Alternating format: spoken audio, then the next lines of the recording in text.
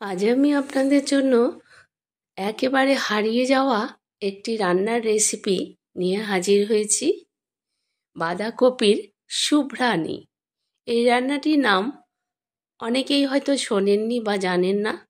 আমি এই রান্নাটি পেয়েছি রেণুকাবালা চৌধুরী দেবীর বই থেকে, রান্নার বই থেকে। বন্ধুদের কাছে অনুরোধ, সম্পূর্ণ ভিডিওটি দেখবেন, লাইক কমেন্ট শেয়ার করবেন।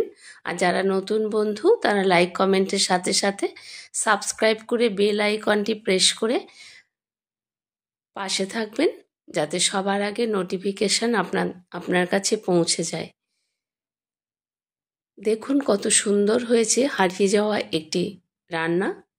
আপনারা সবাই এটিকে শেয়ার করুন, নিজেরা ট্রাই করুন বাড়িতে। পুজো উপলক্ষে ভগবানের ভোগ নিবেদনের জন্য এই রান্নাটি কিন্তু অতি উত্তম। আপনারা সকলে ভালো থাকুন, দেখতে থাকুন নতুন নতুন রান্নার রেসিপি। ধন্যবাদ সকলকে।